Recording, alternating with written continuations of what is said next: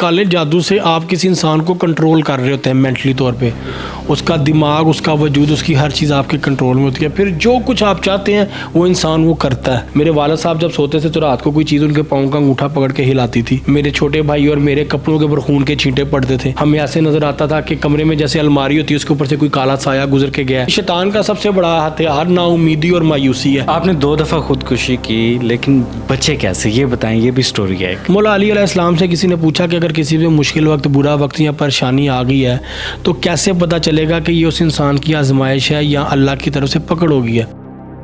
दोस्तों, काला जादू लोगों की ज़िंदगी को किस तरीके से तबाह व बर्बाद करता है, किस तरीके से उनको ज़हनी तौर पे डिप्रेशन में ले जाता है, किस तरीके से लोगों को काले जादू के ज़रिए परेशानियों में धकेला जाता है, लोगों की तलाक़ें कराई जाती हैं, किस तरीके से लोगों के घर टूट जाते हैं, किस तरीके से लोगों को कारोबार में बड़े बड़े नुकसान हो जाते हैं, लोग डिप्रेशन में चले जाते हैं, पागल हो जाते हैं। मेरे साथ डॉक्टर फ़ारूक शाह साहब मौजूद हैं। इन्होंने काले जादू की वजह से 2 दफ़ा खुदकशी की और बच गए, और इनसे जानते हैं कि ये सारा माजरा क्या था। आप तो दिखने में बड़े स्ट्रॉन्ग नज़र आते हैं, लेकिन आपने अपनी ज़िंदगी में 2 दफ़ा खुदकुशी की, क्या वजह बनी, क्यों की? देखिए, कभी कभी आपकी ज़िंदगी मौत से भी बदतर करती जाती है और हालात ऐसे पैदा किए जाते हैं, और ये करने वाले आपके अपने होते हैं, खून के रिश्ते होते हैं, गैर नहीं होते, बाहर का कोई राह चलता नहीं होता।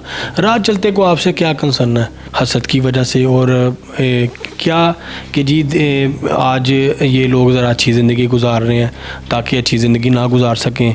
हम पे फाइनेंशियल डाउनफॉल आया, बीमारियाँ आई, बड़ी तंगदस्ती है, बड़े हालात ख़राब थे, तो इस वजह से फिर तंग आके, बस उम्र भी ऐसी थी, टीन एज था मैं तब मैंने ये स्टेप लिया था, जिसकी वजह से, जिसकी मुझे पशेमानी भी है। अल्लाह से मैंने नादिम होकर माफ़ी भी मांगी और अल्लाह ने आज फिर उसका सिला भी दिया, आज उसका रंग भी लगाया है। काले जादू के ज़रिए लोग लोगों से खुदकुशियाँ भी करवाते हैं, ये भी काले जादू का असर होता है कि लोग खुदकुशी कर लेते हैं? जी बिल्कुल होता है। ये है कि काले जादू से आप किसी इंसान को कंट्रोल कर रहे होते हैं मेंटली तौर पे, उसका दिमाग, उसका वजूद, उसकी हर चीज़ आपके कंट्रोल में होती है, फिर जो कुछ आप चाहते हैं वो इंसान वो करता है। और ये जिन्नात और शयातीन आपके अपने हमजाद के साथ एक इत्तेहाद के लाइंस बना लेते हैं, फिर ये आपको इन चीज़ों पे आमादा करते हैं, आपको मजबूर करते हैं, आपकी सोच, आपका दिमाग आपको उस नहज तक ले जाता है। काले जादू के ज़रिए आपसे भी खुदकुशी करवाने की कोशिश की गई। आपने पहली दफ़ा खुदकुशी कब की और दूसरी दफ़ा कब की? क्या परेशानियाँ थी, ज़हन में क्या चल रहा था, ये हम चाहते हैं कि आप नाजरीन को बताएं, क्योंकि आप ज़हनी तौर पे बड़े मुतमईन शख्सियत हैं। आप तो लोगों का इलाज करते हैं, लोगों को इन चीज़ों से निजात दिलाते हैं, लेकिन आप खुदकुशी की कोशिश की आपने। इमरान, बात यह है कि आपको उस दर्द, उस तकलीफ़ का तब तक अंदाज़ा नहीं होता जब तक उस तकलीफ़, उस दर्द से आप ख़ुद नहीं गुजरे होते। एक चीज़ अब आपकी ज़ात पे आती है, आप पे बीतती है, तो आपको अंदाज़ा होता है कि हाँ भी वो चीज़ क्या थी, मुझ पे ये चीज़ गुजरी है, मैंने ये चीज़ देखी है, मैं इस चीज़ से गुजरा हूँ, मुझे उसकी तकलीफ़, उसके दर्द का, उन हालात का अंदाज़ा है कि इंसान किन हालात में होता है। मुझे किसी अपने ने कहा था कि तुम चिप्स का स्टॉल लगा लो। एक वक्त मुझ पे वो था कि इतनी तंग दस्ती थी कि यहाँ तक क्या था कि तुम चिप्स बेच लो, चिप्स का स्टॉल लगा लो। कि मेरी स्टडी थी, मेरे एग्ज़ाम थे, एग्ज़ाम के दिनों में मुझे सर्जरी करानी पड़ेगी। कि आपकी लाइफ में ना हर चीज़ डिस्टर्ब आती है, और हालांकि मैं ब्राइट स्टूडेंट हूँ। इधर पीछे बुक्स में एक बुक पढ़ी है, मेरी 2nd क्लास में मुझे प्राइज़ मिला था, वो बुक मेरी 2nd पोजीशन आने पर, वो पीछे एक बुक पढ़ी है, अभी भी मेरे पास है। तो एक बच्चा इतनी अच्छी एक तालीम और एक अच्छी अपनी ज़िंदगी गुजार रहा है, अच्छा चलता आ रहा है पढ़ाई में, ठीक है, तो अगर आप उसकी पूरी फैमिली से बदला ले रहे हैं उनके साथ। मेरे वालिद साहब जब सोते थे तो रात को कोई चीज़ उनके पाँव का अंगूठा पकड़ के हिलाती थी। मेरे छोटे भाई और मेरे कपड़ों के ऊपर खून के छींटे पड़ते थे। हमें ऐसे नज़र आता था कि कमरे में जैसे अलमारी होती है उसके ऊपर से कोई काला साया गुजर के गया है, या हमारे सामने से कोई साया गुजर के गया है। तो ये चीज़ें हमारे साथ पेश आती थी, घरों में चीज़ें खटकती थी, बड़े मसाइल होते। इन सब चीज़ों से गुजरने के बाद जब इनका रास्ता नहीं मिला, कोई इलाज नहीं मिला, कोई सलूशन नहीं मिला, फिर तंग आके मैंने ये गलत कदम उठाया था, और ये गलत है। मैं आज जब लोग मेरे पास इलाज करवाने आते हैं तो मैं उनको ये कहता हूँ कि आप अपने आप को अल्लाह के ज़्यादा करीब कर लें, क्योंकि शैतान का सबसे बड़ा हथियार नाउमीदी और मायूसी है। वो आपके अंदर ये पूरी पैदा करता है, फिर आप इस तरफ बढ़ते चले जाते हैं। आपने 2 दफ़ा खुदकुशी की, लेकिन बचे कैसे, ये बताएं, ये भी स्टोरी है एक। बच्चे कैसे देखें, अल्लाह की तरफ से ज़िंदगी लिखी थी और वक्त पे हॉस्पिटल पहुंच गया तो बच गया।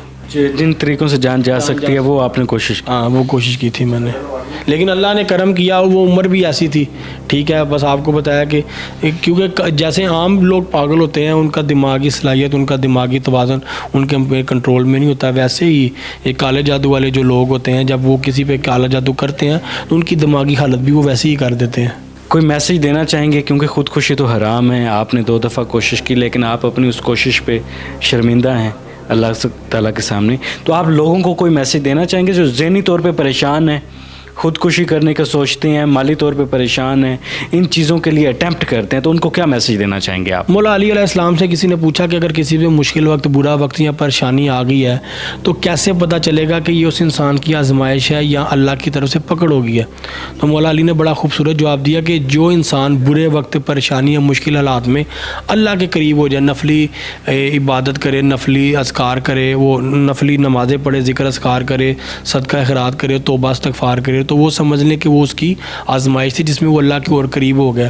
اور جس میں لوگ مایوسی اور کفر کی، نا امیدی کی باتیں کریں، ایتھیس لوگ بھی یہ باتیں کرتے ہیں کہ جی ہماری کوئی سن ہی نہیں رہا، ہماری سنی نہیں جاتی، ساری پریشانیاں ہم پہ ڈال دی گئی ہیں، تو جو لوگ ایسی باتیں کرتے ہیں وہ یہ چیز سمجھ لیں کہ ان کی اللہ کی طرف سے پکڑ ہو چکی ہے۔ اب جب آپ کی پکڑ ہے یا آزمائش ہے، دونوں صورتوں میں آپ نے اللہ سے معافی مانگنی ہے، توبہ استغفار کرنا۔ توبہ استغفار بہترین طریقہ ہے۔ سورہ نوح کی آیت نمبر 10 میں اور 11 میں اللہ تعالیٰ فرماتے ہیں، تقریباً 7-8 چیزوں کا ذکر ہے، اللہ تعالیٰ اپنے پیغمبر سے مخاطب ہو کے کہہ رہے ہیں کہ اگر تمہیں مال چاہیے، اولاد چاہیے، بارش چاہیے، ٹھیک ہے، 5-6 آسائشوں کا ذکر ہے کہ وہ تمہیں چاہیے تو تمہیں استغفار کرنی ہے، تو سب سے بہتر جو سلوشن ہے وہ استغفار ہی ہے۔